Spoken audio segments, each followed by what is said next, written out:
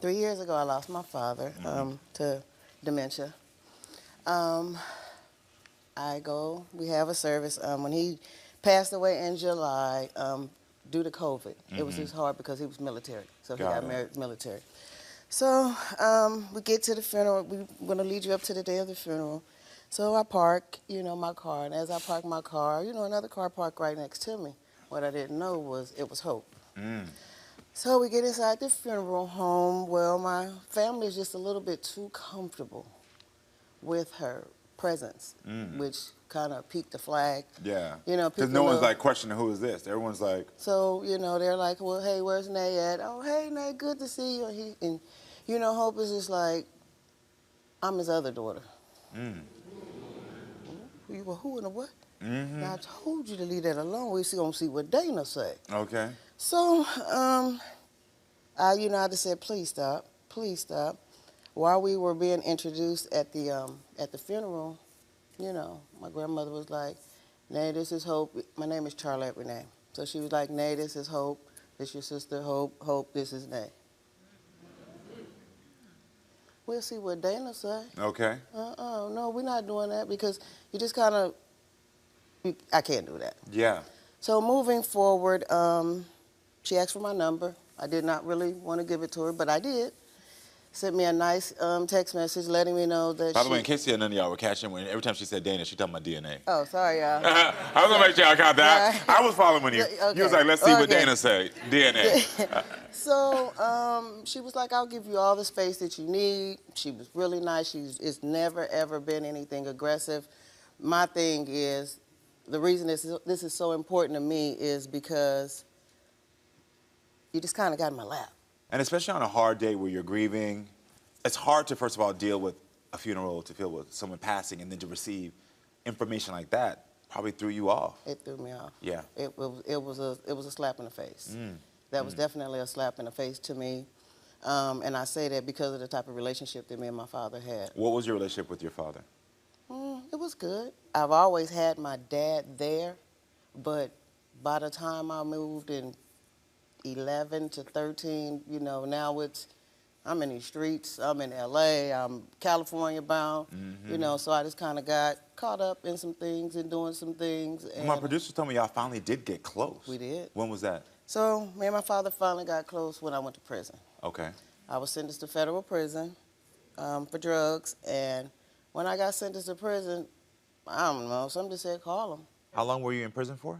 Almost 10 years. 10 years. And during that time, was he writing you, communicating with you? Oh, yeah. So I have letters. Like, I receive mail every day. Oh, wow. Every day. Every day. Every day. All envelopes were different. No two envelopes are the same. Everything. Is that what because behind you, I see they put something. Are these all the letters? These ain't even half of it. But it was just, newspaper articles, you name it. He just wanted to keep me informed on what's going on. Yeah. In the world. He's like, get your mind off of, and crossword puzzles and that. Man, listen. I had to do the Reader's Digest, the little word thing in the Reader's Digest. But I was just trying to find, he didn't care what it was. He would pick up any piece of paper and just write wherever he's at. If he's sitting there waiting, he'll write. You told my producers that you feel like he got you through jail. He did. Yeah, but when you got out, you were still close. Yeah.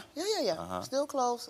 That's when I found out he was really getting sick because he started forgetting stuff. So I was like, Dad, I just told you this last night. I know, Charlie, I forgot. So I didn't think nothing of it. And my grandmother, I had a phone call, I had a talk with her, and she said, your dad's sick. And that's when she stated that he has dementia. Had your father mentioned at all anything about having another child? Nope. Not one conversation about it? Never. It was just me and I always thought it was just me and my brother.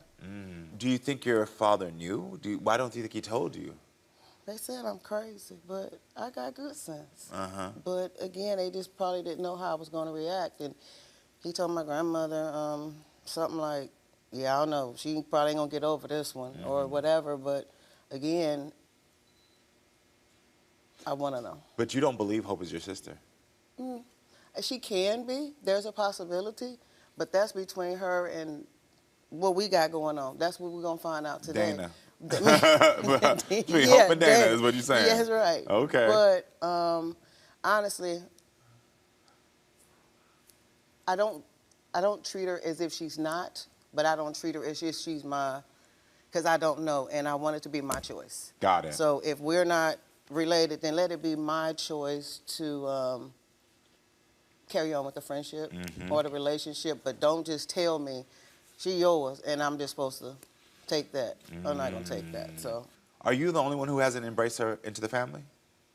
Only one? Okay. I mean, I've embraced her. I get it. But I want to know. So, I mean, my brother is cool with it. My mom, everybody living their own life. They out here lifing. So this ain't really important to them, but it's important to me. Yes, I get that. Whether she's your sister or not, do you think these results are going to bring you closure?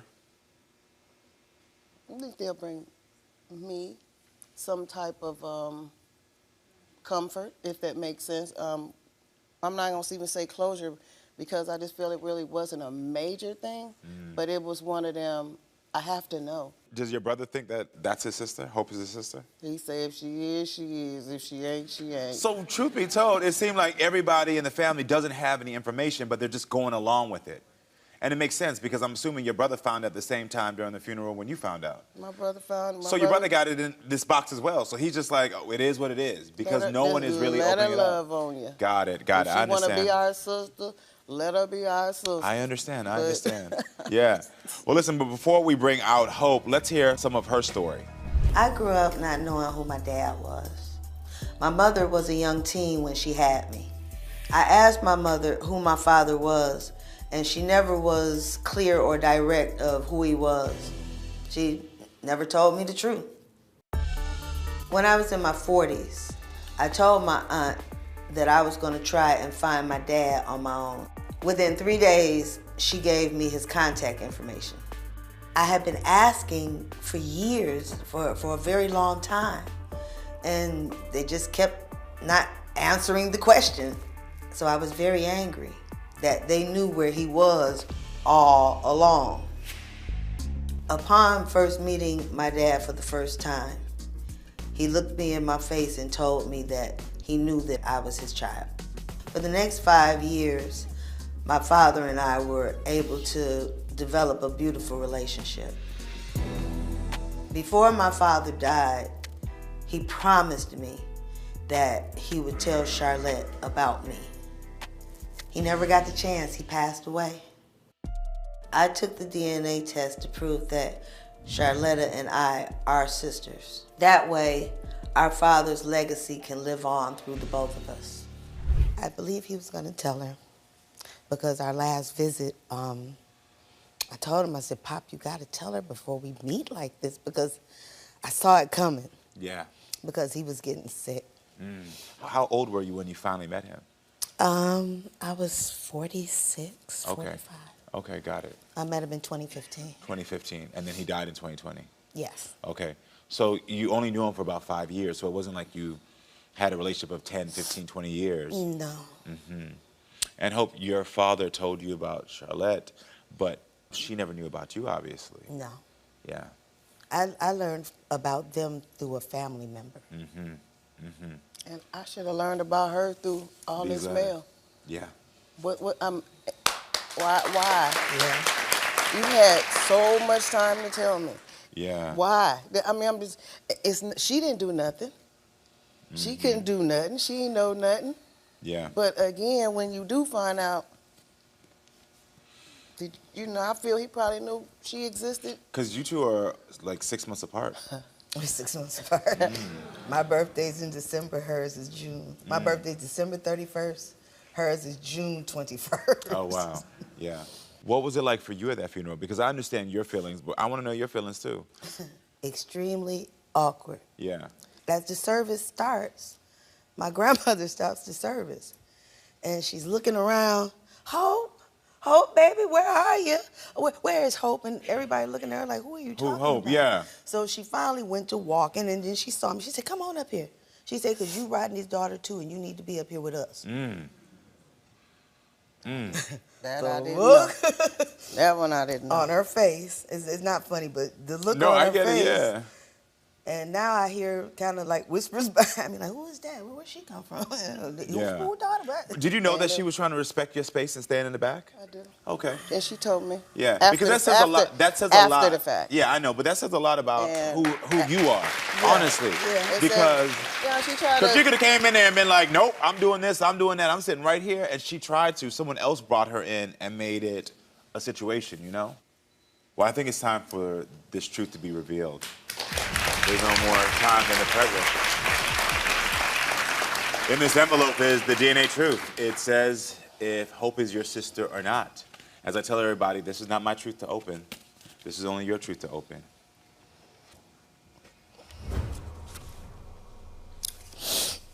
Oh. Hope is your biological sister.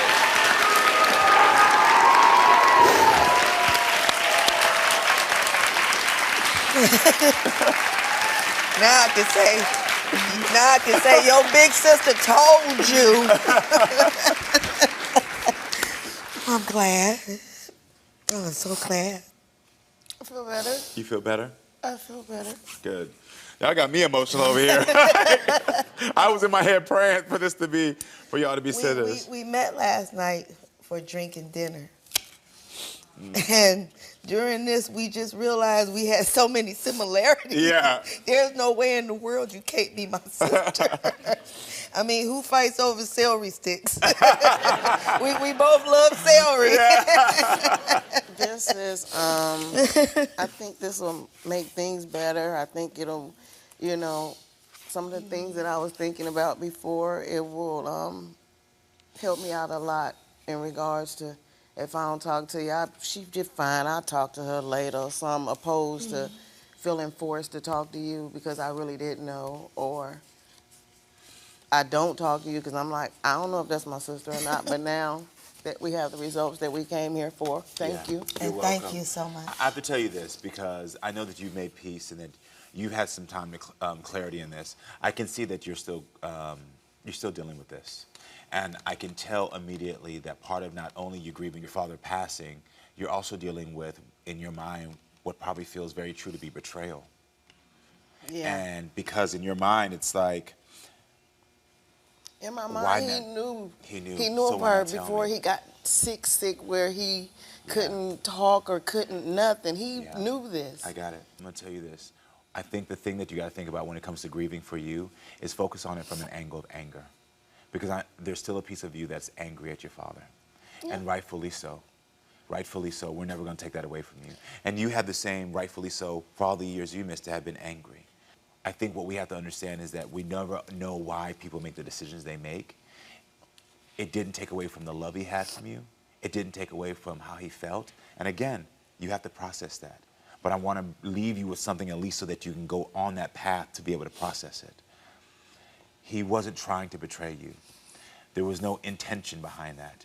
And as I talk about on this show, intention versus impact, I know how it impacted you to feel like he betrayed you, made you angry, but I'm sure it wasn't his intention. And I'm still angry. Yeah. And I just want you to know, in our conversations about you, you was his world.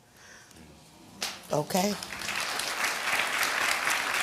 I wish I could have got some of that love, but the love I did get from him, it was very good. So I can imagine how good of a life you had with him. I'm going to tell you this, part of that anger, this connection is going to help heal that anger. Because even her being able to fill in gaps of what they were talking about, I could even see the relief right there of you knowing how he felt.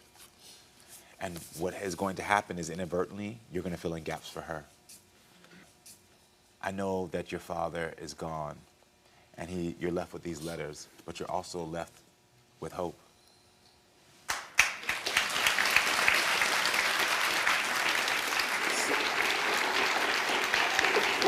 I love you too. I'm so happy for y'all. You got your choice now. You're making the right choice, and you got your facts, and I wish y'all the best of luck. Thank you. Seriously, I really do. I wish y'all the best of luck.